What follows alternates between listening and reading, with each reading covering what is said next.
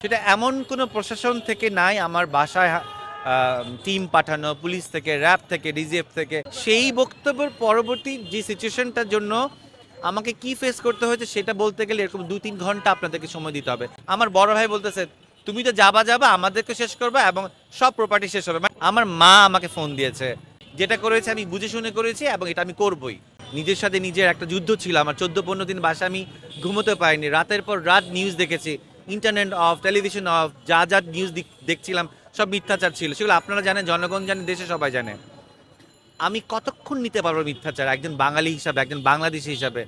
এই বাচ্চাগুলো তো আমাদের ভবিষ্যৎ। আমি চলে যাব, এই বাচ্চারাই দেশে হাল ধরবে এবং নিরপরাধ বাচ্চারা তারা তাদের সাধারণ দাবি দেওয়ার জন্য রক্তাক্ত হয়ে দেশের প্রত্যেকটা প্রান্তরে তারা মারা যাচ্ছিল। আমি নিজেকে যখন আর সহ্য করতে না পারি আমি রাস্তায় নামি।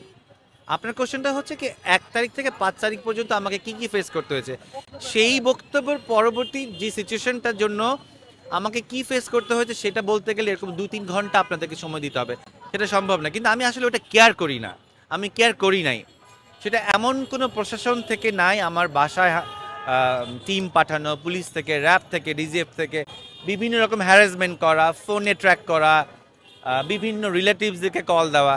কিন্তু না, আমি বিশ্বাস করি না, আমার কাছে কোনো এক মুহূর্তের জন্য আমার ভয় লাগে নেই। বিকজ আমার যদি আসলে ভয়ই লাগতো, আমি যদি শঙ্কাই থাকতাম, তাহলে তো ওই কথাগুলো আমি বলতাম না। অনেকে আমাকে বললো যে তুমি একটু ভয় পাও না। আমার কাছে মনে হলো যে ভয় কেন পাবো? পুরো দেশের মানুষজন যেহেতু একীভূত হতে পারে, আমি যদি এরকম কাওয়ার্ডের মতো বাসায় বসে থাকি, চুপ করে শুধু নিউজ দেখি, এটা তো হইতে পারে না। সবাই বলেছে, যে যার মতো করে টুকটাক বলেছে, কেউ কেউ আমার মতো বলেছে, কেউ কেউ আমার থেকে বেশি বলেছে, কিন্তু বলতে তো হবেই। আপনি সাদাকে সাদা বলবেন না, কালোকে কালো বলবেন না, আপনি অন্যায়কে অন্যায় বলবেন না। এইভাবে তো একটা দেশ চলতে পারে না, এটা সম্ভব না। এবং এই যে আমরা আজকে কথা বলতে পারছি, এটা তারই ফসল। আপনি আমাকে প্রশ্ন করতে পারছেন না, আমি বেঁচে আছি, আমি স্বাধীনভাবে কথা বলতে পারছি। এই রাজু ভাস্করদের সামনে দাঁড়িয়ে আমি মানে বুক ভরা নিঃশ্বাস নিয়ে কথা বলতে পারছি। আমার ডানে বামে সব ছাত্ররা ওকে দেখলেই আমার এনার্জি চলে আসে। এটা তো আমার শক্তি, এটা তো আমার দেশের শক্তি। আমি কেন কথা বলবো না? আমি তখনও ভয় পাইনি, 1 থেকে 5 তারিখ সময়টাও ভয় পাইনি, আমি অদূর ভবিষ্যতেও ভয় পাবো না। পৃথিবীতে স্বৈরশাসক আসবে যাবে, দেশ টিকে থাকবে, পৃথিবী টিকে থাকবে, এটাই হচ্ছে সত্যি। সত্যের জয় সব সময় হয়, মাঝখানে একটা সময় হয়তো খারাপ যায়, এই যে এখনো যাচ্ছে, তাতে কি হয়েছে? জনগণ কি থেমে গেছে? আমার ছাত্ররা কি থেমে আছে? কত রকম ইস্যুই তো হচ্ছে, আমিও তো থেমে থাকবো না। আপনারা জনগণ যে এই গণকর্মী, আপনারাও তো বসে আছেন। সো অনেক কিছুই হয়েছে, সেটার জন্য আমি থামি নাই, থামবো না। কি হয়নি? আমার বাসায় একটু পরপর হোন্ডা বাহিনী এসছে গেটের কাছে, ফোনে ট্র্যাক করেছে, র্যাব হামলা করেছে, কত কিছু তো হয়েছে।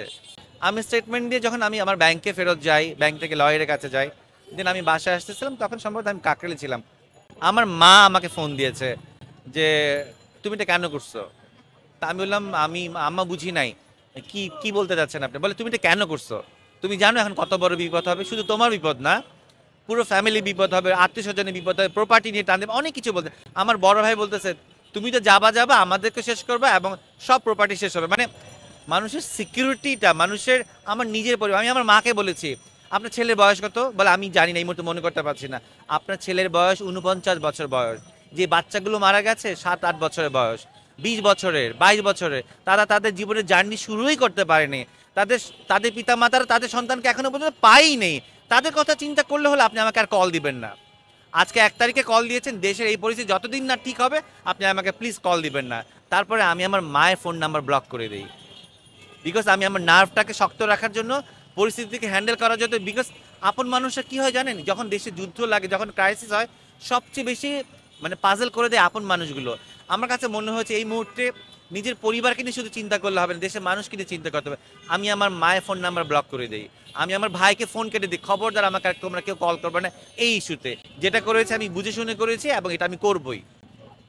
আপনার কাছে একটা জিনিস জানতে চাচ্ছি, যখন 5 তারিখে জানতে পারলেন যে যেই স্বৈরাচারী সরকার পালিয়েছে, তখন আপনাদের ফিলিংসটা কেমন ছিল?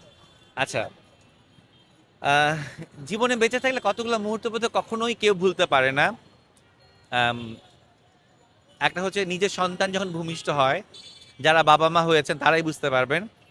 আমার কাছে এরকম একটা অনুভূতি কাজ করেছে ঠিক ওই মুহূর্তে, 11টা 11:30 থেকে আমার দেশের বাইরে আমেরিকাতে আমার ভাগনা থাকেও বললো যে মামা শি ইজ গন। আমি হেসে উড়াই দিই, বলি এটা এখনো ডিক্লেয়ার হয়নি, 1.5-2 ঘন্টার মধ্যে আপনারা জেনে যাবেন। তা আমি আমি ভাবছি না আসলে এরকম অনেক কিছুই হচ্ছে, রিউমার হচ্ছে, মনে হয় না। বাট যখন ফাইনালি এটা ডিক্লেয়ার্ড হইলো, সে পালাচ্ছে, সে পালিয়ে যাচ্ছে, সে চলে যাচ্ছে, ওই অনুভূতিটা যদি মানে মেমোরিতে আমার মেমোরিতে ফ্রোজেন করে রাখতে পারতাম সারা জীবনের জন্য, মুহূর্ত তো চলে যায় রাইট, এই মুহূর্তটাও একটু পরে অতীত হয়ে যাবে। কিন্তু আমার মনে হয় আমার জীবনের এই মুহূর্তটা শুধু আমার না, বাংলাদেশের মানুষের, ছাত্র জনতা, আপামর মজলুম সমাজের প্রত্যেকটা মানুষের ওই মুহূর্তটা, ওই 5th অগাস্টটা কখনো ডিলিট হবে না।